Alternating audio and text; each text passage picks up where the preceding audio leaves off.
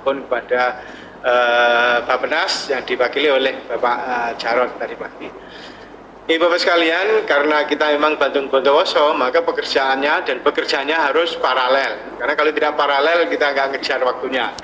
Oleh karena itu, tim bekerja secara paralel, bagi yang ada di Jogja, kemudian ada di Kementerian Pertanian, khususnya Dirjen Peternakan dan Kesehatan Hewan, untuk memformulasikan dan merumuskan kira-kira arah dan peta jalan pembangunan peternakan 10 tahun ke depan itu seperti apa. Bapak sekalian, saya akan cepat karena ini nanti juga akan kita improve terus, karena namanya peta jalan, roadmap atau blueprint atau apalah namanya, itu tidak ada yang statis, tidak ada yang nggak bisa diubah-ubah, masih bisa diubah-ubah disesuaikan dengan berbagai kondisi, dan ini menyesuaikan karena saat ini momentum yang sangat penting bagaimana peran subsektor peternakan untuk 5 tahun ke depan setidaknya, serta 5 tahun ke depan berikutnya. Oleh karena itu, peta jalan ini disusun untuk 10 tahun ke depan. Selanjutnya, sebagai pengantar, Bapak sekalian, kita semua tahu bahwa penduduk global ini juga bertambah, tentu permintaan pangan hasil ternak pun juga demikian. Kita menyadari ya, jumlah penduduk itu mulai sejak sekian tahun yang lalu itu didominasi oleh di benua Asia, tidak terkecuali Asia Tenggara, dan Indonesia termasuk yang cukup penting di sini. Keberadaan jumlah penduduk kalau bicara pertanian dan pangan adalah lokomotif konsumsi. Setiap orang kalau ingin tetap hidup, apalagi ingin hidup sehat, bahagia, pasti butuh makan.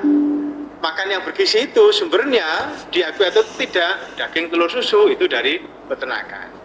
Oleh karena itu, ini kalau kita lihat Global Outlook 2050, ya sekian tahun yang akan datang, ya, jumlah penduduk dunia itu akan mencapai hampir 9,6 miliar, permintaan daging dan susu dunia juga sangat tajam peningkatannya.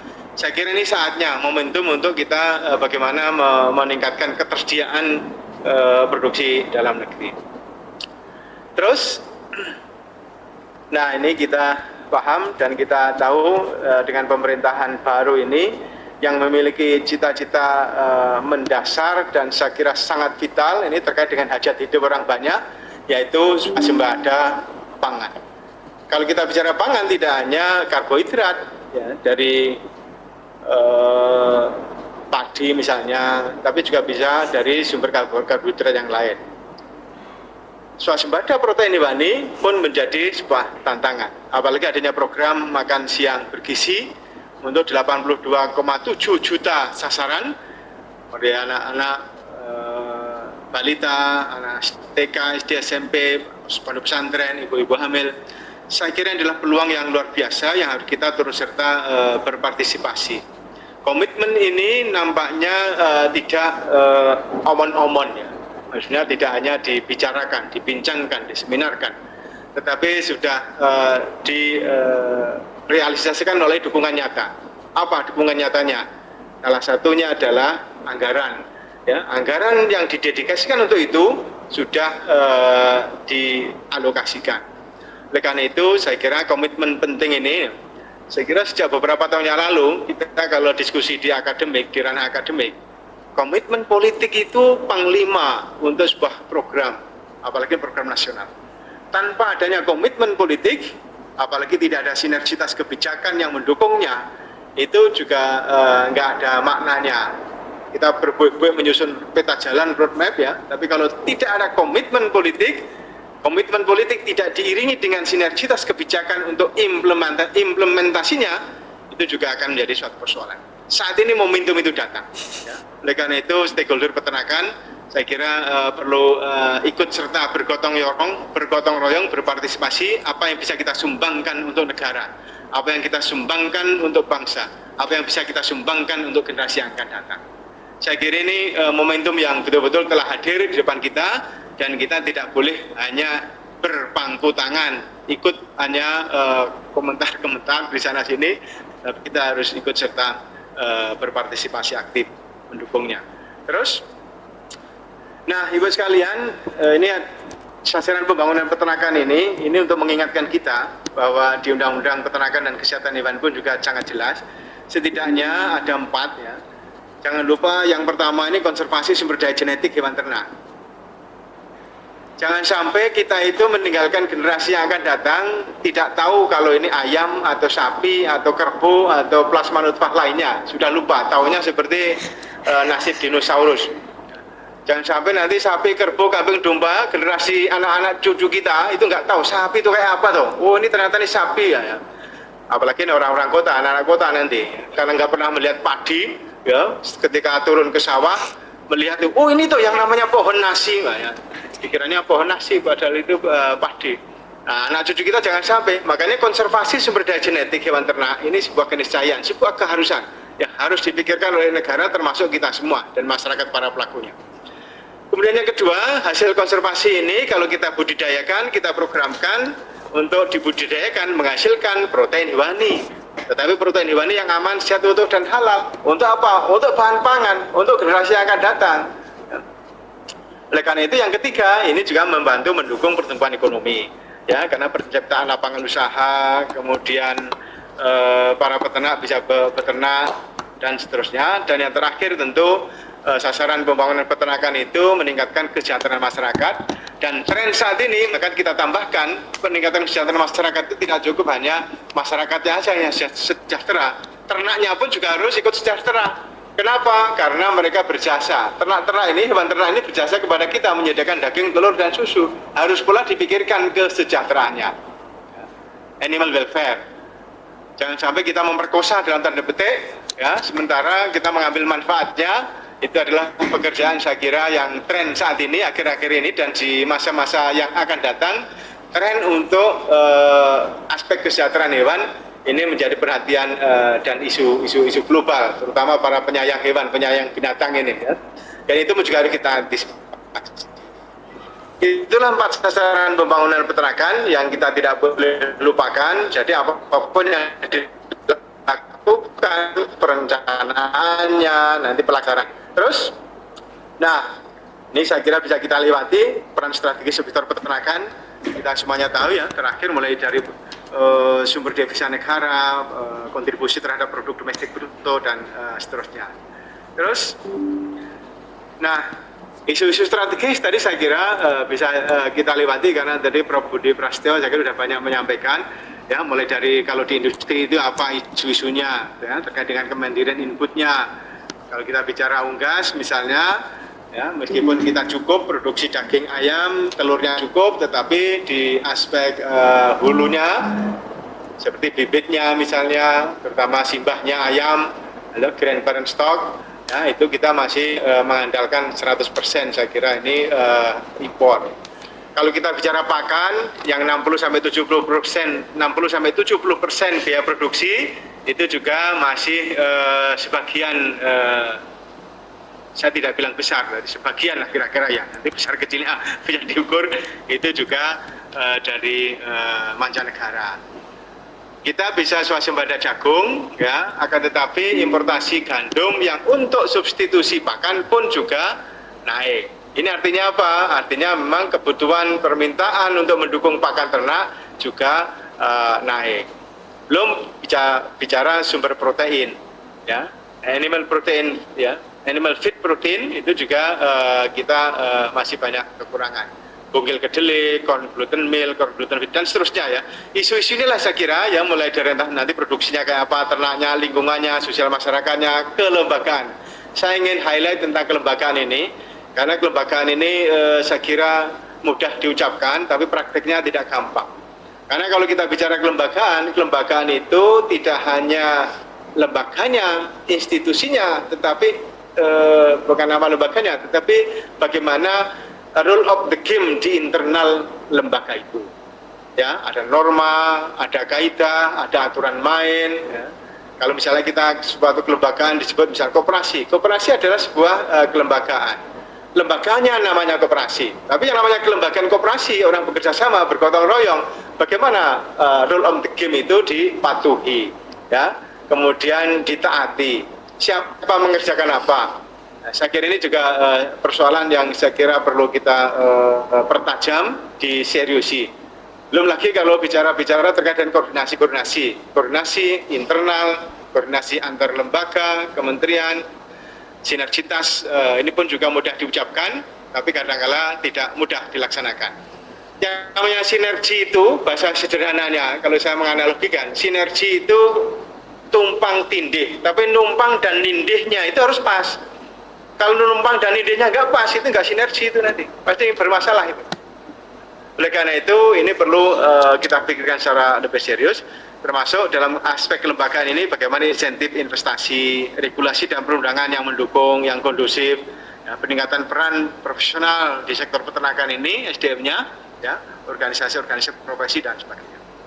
Terus, nah tantangan dan permasalahan sektor peternakan, saya kira bisa kita skip ini karena kita sudah jelas ya, permintaan yang tinggi, sementara suplai dalam negeri nggak cukup. Tadi hasil studi dari UGM, saya kira ini menjadi salah satu bahan referensi kita.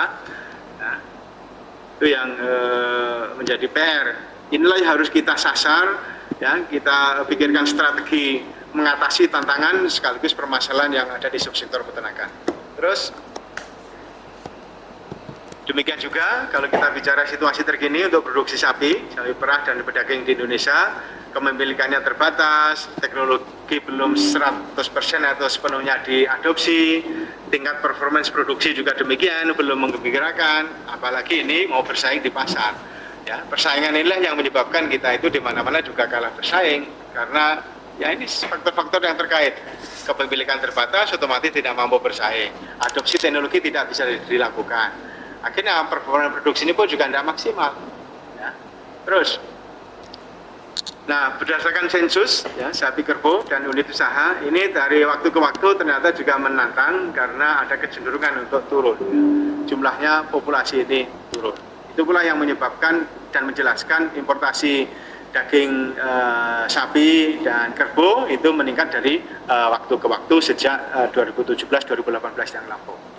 Terus tadi ini saya kira sudah disampaikan oleh Prof. Budi Prasetyo dari hasil-hasil studi, ya, nanti bisa kita lewati. Terus untuk susu juga demikian, untuk babi tadi juga sudah disampaikan, daging ayam ras juga sudah disampaikan. Terus nah, proyeksi produksi untuk kebutuhan dan neraca komoditas ternak nasional, terus saya kira nanti juga sudah disampaikan, saya bisa lewati Bapak sekalian, karena kita memang mengambil informasi ini dari hasil studi tim Fakultas Peternakan Universitas Gadjah Mada. Nah, dari background tersebut, maka 10 tahun ke depan kita memerlukan percepatan penyediaan daging dan susu. Ini khususnya ya, jadi misalnya leadingnya itu ya, championnya itu ya daging dan susu ini. Bagaimana percepatan penyediaannya ini? Nah, itulah yang akan menjadi prioritas karena ini dalam rangka juga mendukung program bergizi dan minum susu, ya, untuk mendukung Indonesia Emas 2045 yang cita-cita didirikannya negara Republik Indonesia itu ya, yang maju, adil dan sejahtera, adil makmur. Nah, kita tahu kita punya modal dasar pembangunan peternakan ini, dan ini menjadi prasyarat. Kalau kita tidak punya ini dan kita tidak optimalkan aset ini, ya, modal ini, itu juga akan menjadi persoalan. Ini menjadi prasyarat. Pertama, tentu harus sumber daya kawasan dan lahan. Indonesia termasuk memiliki lahan yang cukup luas, ya, toh? Akan tetapi persoalannya tidak ada yang didedikasikan khusus untuk peternakan. Yang kedua, kita punya sumber daya ternak, tapi sumber daya ternak ini, nah itu genetiknya, populasinya, sebarannya pun juga menjadi, tapi ini jadi modal dasar ini. Kalau nggak ada ternaknya, kita mau mengembangkan apa? Yang kedua, manusianya, ya, sumber daya manusia. Maaf, yang ketiga, ini sumber daya manusianya. Ya, sumber daya manusia ini ya, kualifikasinya, para praktisi, para pengusaha peternakan pun juga mayoritas masih belum katakanlah memiliki pendidikan tinggi yang cukup. Kemudian yang keempat, infrastruktur pendukung peternakan, mulai dari logistik, kemudian mungkin perkandangan, transportasi dan sebagainya. Selamat datang Pak Dirjen, ini Pak Dirjen, kalau Pak Agung tadi penerusnya, penggantinya, ini Pak Dirjen beneran ini. Nah, yang kelima, regulasi dan sinergitas kebijakan. Nah, ini yang saya katakan tadi. Regulasi dan sinergitas kebijakan ini sangat penting ini untuk mendukung pembangunan peternakan. ini modal dasar yang harus ada dan harus kita optimalkan, kita gerakkan ya, supaya tidak menjadi modal yang statis, tapi modal yang bisa didinamisir, ya, bisa didinamisasikan. Terus, nah untuk itu bagaimana strateginya? Ya, kita mencoba merumuskan, memformulasikan ada 7 strategi umum. Kenapa kok 7, kok nggak 9, nggak 10 ya? Sebenarnya terserah kita di otak-atik mado. Kalau bahasa Jawa pitu, itu 7 itu pitu. Pitu itu maksudnya pitulungan supaya nanti dapat pertolongan. Ya, pertolongan dari Yang Maha Kuasa, tapi lewat peran masing-masing pihak, termasuk lintas kementerian dan lembaga. Nah, 7 strategi umum ini apa? Tentu lahan, ya. Penyediaan lahan untuk usaha peternakan. Kemudian dukungan infrastruktur, mekanisasi dan digitalisasi. Ya, strategi ini harus kita tempuh. Kemudian importasi ternak, material genetik dan produk ternak. Ya, kalau untuk mendukung kebutuhan kecukupan dalam negeri. Kemudian kebijakan dan regulasi ini harus yang mendukung untuk pencapaian tadi. Ya. Kemudian yang kelima, ini penumbuhan dan peningkatan kapasitas usaha. Yang keenam, penguatan kelembagaan dan sinergitas ini, ya. Ini harus banyak komunikasi-komunikasi. Ya. Dan yang ketujuh, ya, ini yang saya kira kita state secara lebih jelas, bahwa pembangunan peternakan ini harus meratakan di berbagai wilayah Indonesia dari Sabang sampai Merauke. Kenapa? Karena ada momentum. Yang namanya program makan siang bergizi, minum susu, ini kalau seandainya sentra-sentra produksi ternak itu hanya ada di Pulau Jawa, nanti problem transportasi, problem logistik, problem food chain supply-nya, ya, dan seterusnya. Transportasi tentu akan. Maka 5-10 tahun ke depan pemerataan ini menjadi sebuah keniscayaan dan ini menjadi saya kira program penting ini. Nah, rencana operasionalnya ini dalam waktu pendek ini akan segera dilakukan menjadi pekerjaan yang prioritas. Ya, penyusunan regulasi termasuk PP dan permentannya, importasi ternak ini dari sumber negara baru, ya, negara lain seperti Brazil atau negara-negara lain yang relevan. Kemudian informasi ketersediaan lahan peternakan ini bagi investor ini sedang kita identifikasi sampai kalau bisa ya clear and clean dan statusnya, ya, itu informasi lahan. Kemudian mekanisasi dan hilirisasi, ya, mekanisasi dan hilirisasi ini juga tentu makanya ini kalau hilirisasi ini direktorat PPHNA, mekanisasi itu dari direktorat lain kita perlu bersinergi. Mekanisasi ini adanya di direktorat sarana prasarana pertanian. Ada Direktorat Alsin, ya, di Direktorat Jenderal Sarana Prasarana tadi, ada Direktorat Alat dan Mesin, tetapi hampir mayoritas yang mereka pikirkan adalah Alsin untuk pertanian tanaman pangan. Hampir tidak pernah ada pikiran-pikiran, program-program atau memasukkan katakanlah dukungan penganggaran Alsin untuk peternakan. Ya, makanya ini kita masukkan ini supaya nanti ada sinergitas dengan direktorat di lingkup internal Kementerian Pertanian. Kemudian pendekatan klasterisasi dan kelembagaan, ini tadi menjadi kelembagaan yang kita harus klasterisasi. Dan yang keenam ini business continuity planning. Jadi rencana selanjutnya, tindak lanjut apa dan sebagainya itu akan dilakukan. Ini rencana operasional. Nah, berikutnya ini langkah taktis dan akan menjadi pekerjaan rumah yang segera dilakukan. Dari sisi regulasi, ya, tadi kan ada beberapa yang kita catat. Revisi Undang-Undang Peternakan dan Kesehatan Hewan, ini sudah dimulai zamannya Pak Dirjen, Pak Dr. Nasrullah ini sudah memulai bagaimana revisi undang-undang ini kita sesuaikan. Ini harus mulai bergerak ini, ya. Ya, mulai dari poin-poin penting tentang ya Undang-Undang Peternakan dan Kesehatan Hewan ini. Kemudian yang kedua, revisi lampiran Undang-Undang Pemerintah Daerah, ya, tentang pemerintah daerah untuk urusan pertanian atau subsektor peternakan yang semula urusan pilihan ini menjadi urusan wajib. Ya, kita ingin memasukkan jadi urusan wajib karena namanya makan siang bergizi, minum susu ini kalau menjadi kebutuhan utama provinsi maupun kabupaten ya harus menjadi urusan wajib. Kalau nggak menjadi urusan wajib nanti nggak penting apa enggak. Akhirnya ya menjadi marginal ini. Saya kira ini perjuangan internal Pak Dirjen, Pak Nasrullah. Bagaimana kita akan memasukkan ini menjadi urusan pemerintah daerah ini menjadi urusan wajib. Kemudian penerbitan peraturan pemerintah tentang sistem kesehatan hewan ternak dan sistem perbibitan nasional. Nah, saya kira ini perlu kita segera rumuskan. Ini untuk mendukung program makan bergizi dan juga minum susu. Kemudian penerbitan Perpres, ya, Jadi roadmap ini bisa menjadi naskah akademik sebenarnya untuk menjadi perpres atau peraturan presiden percepatan pembangunan peternakan. Ya, mulai dari jaminan lahannya kayak apa, investasi pakan, integrasi sapi dengan tanaman perkebunan dan hutan dan sebagainya. Ya, ini salah satu langkah regulasi yang saya kira penting dan prioritas. Kemudian yang kelima itu penetapan program penyediaan daging dan susu sapi ini sebagai program strategis nasional. Ini harus dimasukkan sebagai PSN ini. Kemudian yang keenam tentu penerbitan peraturan di internal Kementerian Pertanian, Permentan untuk mendukung ini semua. Ini dukungan regulasi ya. Ini nanti PR khusus yang akan menjadi prioritas untuk dikerjakan di internal Kementerian Pertanian, khususnya Dirjen Peternakan dan Kesehatan Hewan. Terus, nah peta jalannya ini target-targetnya misalnya untuk sapi pedaging ya, kita punya target untuk memasukkan sapi induan. Setiap tahunnya itu minimal itu 1 juta ekor. Ya ini nanti kalau ada program strategis nasional ya bisa jadi semua kelembagaan, kementerian terkait, karena kalau tidak salah bahwa Presiden Pak Prabowo sudah menginstruksikan semua kementerian lembaga harus mendukung program Kementerian Pertanian dalam rangka swasembada pangan. Ini sudah statement pernyataan yang sangat kuat. Ya, sebagai sebuah komitmen politik dari pucuk pimpinan ya, pucuk pimpinan di negeri ini ya, bahkan juga sangat kencang dan keras. Kalau tidak ikut tidak mau mendukung silakan minggir. Nah, itu artinya apa ya? Artinya ini serius sekali nih untuk itu. Nah, kemudian yang untuk sapi perah saya kira sama ya, dari tahun ke tahun kita akan berusaha untuk itu misalnya untuk importasi nambah populasi. Selanjutnya demikian juga ya, itu nanti dari negara-negara yang terkait, jadi bagaimana kita mendatangkan susu untuk mengurangi gap.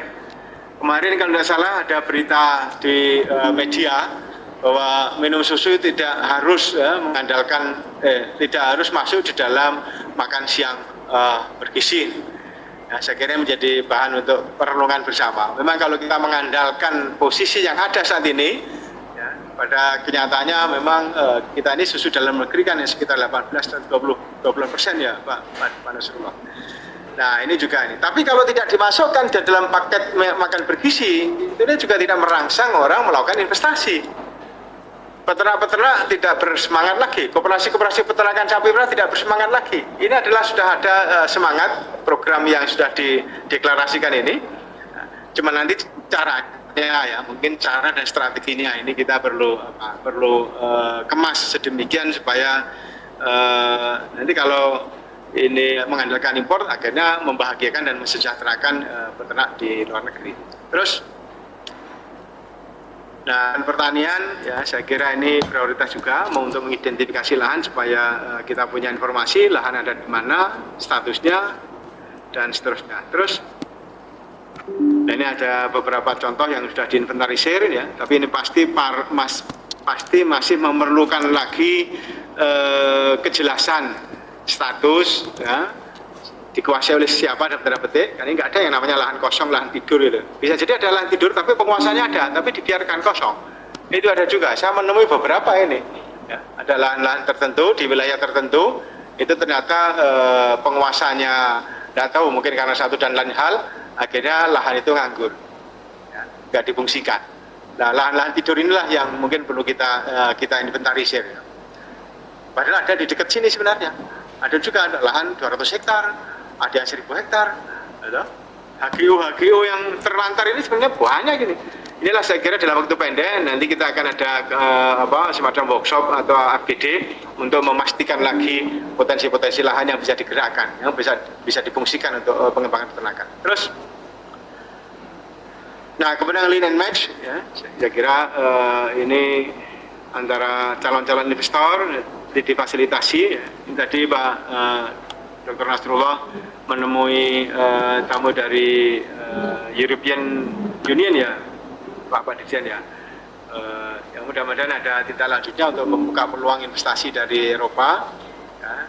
Hingga nanti follow up-nya mungkin perlu kita kawal bersama. Ini salah satu pola-pola link and match antara ketersediaan lahan, informasi. Ya. Peran birokrasi di pemerintahan, Kementerian Pertanian adalah membantu, memfasilitasi, ya, membantu memberikan informasi yang akurat, ya, supaya investor, pengusaha itu tidak pusing, apalagi investor asing. Terus,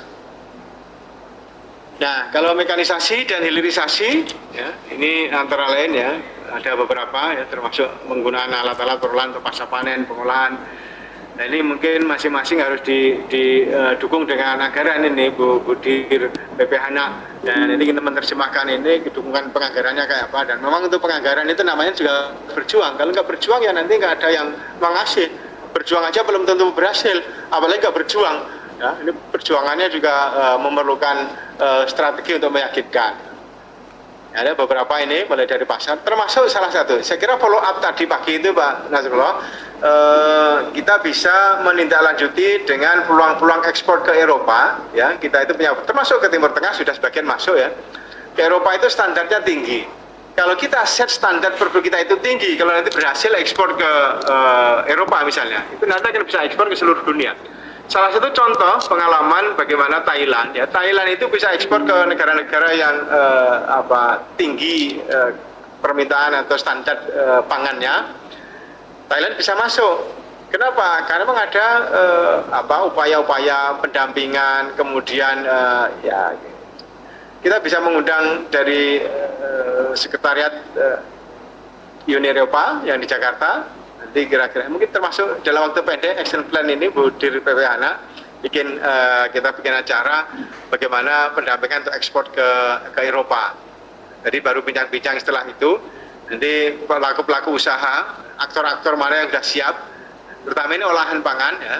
Kalau olahan pangan kan relatif supaya kalau seandainya ada produk unggas yang berlebih, jadi sosis, chicken nugget atau apalah ya, itu bisa digunakan untuk ekspor.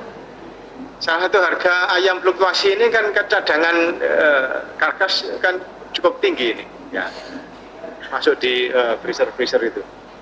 Nah ini salah satu contohnya. Terus, nah model pengembangan klaster ini yang sapi potong maupun sapi perah, jadi tentu melibatkan lokasi-lokasi usaha, nanti melibatkan peternaknya, kelompok ternak, asosiasi, koperasi, bisa skala kecil, skala menengah, skala besar ya. Nah itu nanti yang besar juga biar tumbuh besar, yang kecil juga kita dorong, kita bantu ya, bersama-sama tentunya untuk membangun klaster ini. Terus kalau bisnis continuity planningnya ya, tadi ada kebijakan umum, kebijakan fiskal. Kebijakan fiskal termasuk tax allowance sama tax allowance sudah clear ya Bu Dir ya. Ada ya permentannya sudah ditandatangani Pak Menteri, tinggal disosialisasikan tentang keringanan pajak ini. Kemudian juga terkait dengan permodalan ya. Kalau tidak salah naskah akademik tentang permodalan yang mendukung untuk pengembangan peternakan ini juga sedang disiapkan untuk membantu para pelaku usaha. Kebijakan operasionalnya ya tentu ada regulasi lingkungan, inovasi, terutama ini bahan baku. Kemarin ketika ada dialog, ada pertemuan antara Pak Menteri dengan para rektor, ini masing-masing rektor, masing-masing universitas itu ada peluang-peluang mereka, teknologinya, komoditasnya apa yang bisa dikembangkan ya. Untuk beberapa universitas seperti IPB itu nanti ada padi, kemarin UGM itu ada padi gogo ya, kemudian ada kedelai. Universitas lain juga punya unggulan-unggulan, itu nanti disinergikan untuk itu. Termasuk isu pakan ini juga mengemuka sangat serius ini. Terus asuransi juga termasuk salah satu ini.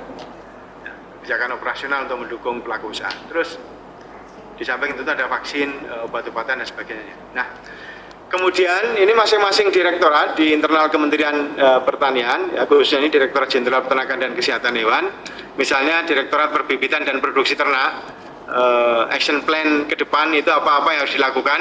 Ini setelah di list setidaknya ada 7 ini, mulai dari konservasi, pemulihan dan pengembangan wilayah sumber bibit ternak domestik. Ini untuk konservasi bibit ternak tadi. Kemudian pengembangan sistem identifikasi ternak nasional, melakukan fungsi fasilitasi, koordinasi dan pelayanan importasi ternak, kemudian pembinaan kelembagaan dan pelaku usaha peternakan, termasuk penerapan good breeding practice atau good farming practice. Kemudian yang kelima, peningkatan populasi dan produktivitas ternak, penyediaan, penyebaran, dan pemerataan benih dan bibit ternak unggul, dan yang ketujuh, pembinaan mekanisasi dan modernisasi usaha peternakan.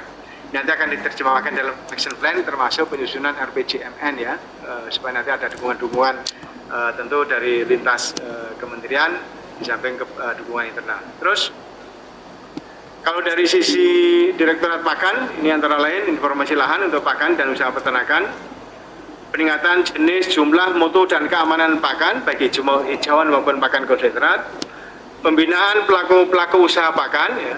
Karena pakan itu sebenarnya komoditas, ya, bisa menjadi komoditas bisnis, entah itu pakan tunggal maupun pakan yang sudah dicampur, compound feed atau pakan komplit. Ya, saya kira sudah mulai tumbuh ini pelaku usaha untuk komoditas pakan ini. Ini perlu didorong, diteruskan ya. Ya Pak Diner ya. Ini pembinaan pelaku usaha pakan ini, apalagi nanti jumlah sapi tambah. Salah satu isu kritisnya ini persoalan pakan ini. Ya. Lahannya ada di mana, pakannya seperti apa, teknologinya, dan nanti sampai ke perdagangannya. Dan tentu penjaminan mutunya ini. Kemudian mekanisasi dan modernisasi usaha pakan ternak, ini kita sampaikan tadi sebelumnya. Mekanisasi ini yang terpikirkan karena ini ada di direktorat lain, ya, akhirnya kita itu hampir tidak pernah di Kementerian di Direktorat Jenderal Peternakan Kesehatan Hewan itu dukungan untuk mekanisasi ini belum optimal. Nah, sebagai informasi, roadmap ini atau peta jalan ini nanti kita akan gunakan untuk diskusi internal Kementerian Pertanian supaya masing-masing direktorat itu tahu ya ada siapa mengerjakan apa, ada di direktorat mana gitu. Kemudian yang kelima, optimalisasi sumber daya pakan dan mitigasi dampak perubahan iklim. Dampak perubahan iklim ini saya kira dirasakan oleh seluruh dunia, tidak terkecuali Indonesia, termasuk di dalamnya itu carbon trade ya, tentang carbon trade ini juga bisa jadi nanti komoditas-komoditas pakan hijauan mana yang bisa membantu ya, termasuk sistem peternakannya itu kira-kira seperti apa yang bisa mitigasi risiko pemanasan global. Konon sudah tidak pemanasan global lagi, tetapi tidak global warming lagi, tapi istilahnya ini sudah masa. Global warming kan cuma pemanasan global. Kalau ini panas betul ini. Apa namanya kemarin saya agak lupa istilahnya. Terus untuk Direktorat Kesehatan Hewan, tentu ini penyakit menular strategis, pelayanan kelembagaan kesehatan hewan dan seterusnya. Sampai pada monitoring layanan dan status kesehatan hewan. Ini saya kira ini sangat strategis. Ya. Terus Kesmafed, ya, saya kira Kesmafed ini untuk menjamin keamanan pangan asal ternak. Kemudian pembinaan pelaku usaha produksi pangan hasil ternak supaya asuh tadi. Pengawasan dan pengendalian pemotongan sapi atau kerbau betina produktif. Ini poin 5 ini saya kira sejak tahun 2000-an itu kita deklarasikan terus ini. Jangan sampai sapi betina dipotong. Ya. Tapi kalau seandainya sapi betina itu harganya lebih mahal ya, daripada sapi penggemuan, suatu ketika pernah terjadi itu. Sehingga populasi sapi perah itu menurun drastis. Daripada sapi perahnya diper susunya, ternyata dijual sapi hidup lebih untung. Di tahun saya kalau nggak salah ingat 2009 atau 2010-an itu ya, itu terjadi. Makanya akhirnya terjadi banjir sapi dari mancanegara. Revitalisasi rumah potong hewan dan penertiban tempat-tempat pemotongan hewan, semuanya terpantau dan terkontrol. Nah, selanjutnya untuk pemasaran hasil pengolahan dan pemasaran hasil peternakan, ya ini pembinaan diversifikasi dan hilirisasi produk hasil peternakan. Ya, ke depan saya kira Direktorat PPHNA ini bisa menjadi lokomotif karena untuk membantu pemasaran, pengolahan atau hilirisasi baik pasar domestik maupun pasar mancanegara ini. Ya, bagaimana penguatan ekosistem investasi, pembiayaan dan penumbuhan wirausaha muda pelaku usaha peternakan. Bagaimana mendorong para pelaku usaha muda ini fresh graduate misalnya supaya mau masuk menjadi pelaku usaha peternakan, menjadi entrepreneur. Promosi dan edukasi konsumsi pangan hasil ternak. Ya. Dan inilah beberapa poin-poin yang sudah menjadi agenda aksi untuk 5 tahun ke depan. Tentu sampai pada pendampingan mitigasi risiko usaha peternakan. Apalagi kalau mulai dari awal, itu risiko-risiko itu bisa jadi ada di depan mata mereka ya. Terus kalau Sekretariat Jenderal Peternakan ya, Sekretariat Direktorat Jenderal ya, Sekdit ya. Ini saya kira juga sangat penting bagaimana birokrasi yang solid dan profesional dalam memberikan pelayanan prima. Hari ini Pak Menteri Pertanian mengundang para pelaku-pelaku usaha, mitra-mitra Kementerian Pertanian, ya, untuk jangan coba untuk melakukan kegiatan-kegiatan KKN, kolusi, korupsi, dan nepotisme. Kalau sampai itu terjadi, ya saya kira ada sanksi yang sangat tegas.